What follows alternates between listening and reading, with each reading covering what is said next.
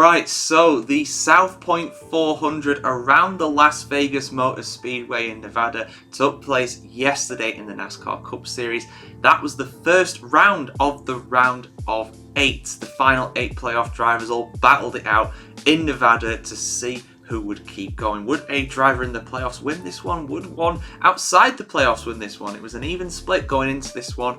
Let's see what we learned here. Here are the 5 things that we learned from the South Point 400 in 2024. So let's start with the first stage, which Chris Bell ended up leading in the early stages. He led from pole and for most of the first stage, but through the pit stops it was Tyler Reddick who took the stage 1 victory. And I'm just going to touch on the reason why that was, because we had a caution midway through this first stage, and I believe it was Daniel Hermick, I think that's how you say his name.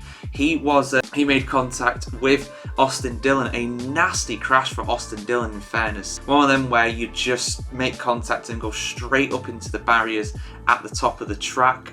Thankfully he was okay. It just looked like a bit of a misjudgment from the both of them. Hard to tell who was at fault really, because the camera angle that we saw was from a pretty decent distance away, so it was hard to tell without the onboards there. But you know, it doesn't matter really whose fault it was with that one. The main thing is they're both okay, and yeah, Dillon definitely counting his blessings after that one. The safety of the NASCAR Cup Series car puts a good test basically, and it wasn't the only time that we saw that as well. The third thing that we learned is that yeah, Reddick obviously had a very good stage 1, he won it, but in stage 2 he was involved in a massive wreck. A nasty one again. This one was involving Martin Truex Jr. and the number 9 car as well. The number 9 basically just got sandwiched. Truex going up and Reddick going down, and because of that as well, Reddick ended up flipping the car as well on the infield. I think he tried to continue going, but he ended up classified down in 36th. Winning stage 1, but a very bittersweet day for him. He's in the drop zone because of that. And I tell you what as well, there were plenty of playoff drivers really struggling in this one. Kyle Larson had a series of poor and long pit stops.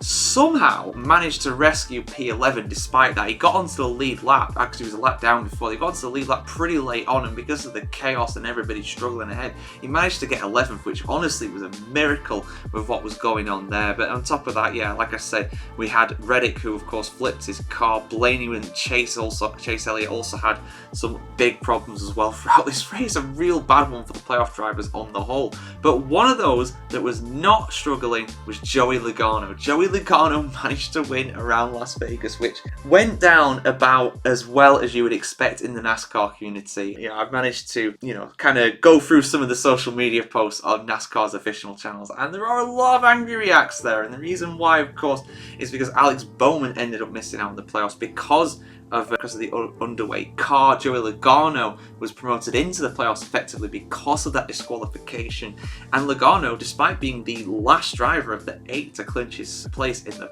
round of 8 basically, is the first one to actually get through to the final 4. He will be going to Phoenix come what may in these next 2 rounds. He will be going to Phoenix no matter what happens, as a playoff contender, as a championship contender as well. So yeah, he sits in 4th place overall. So currently in the moment, Chris Bell, who was chasing him down on the line, he won stage 2 as well, I believe, on top of that as well.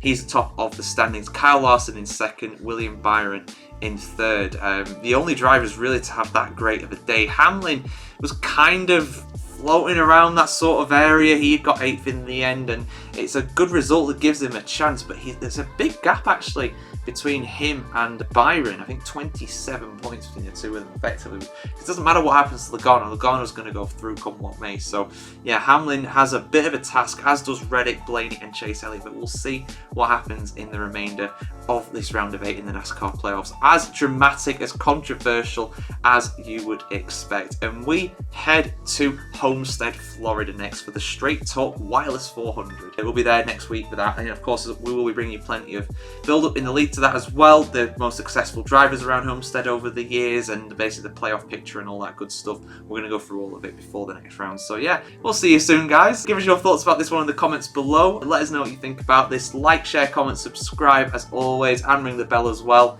And we'll see you very soon, guys. Have a good one.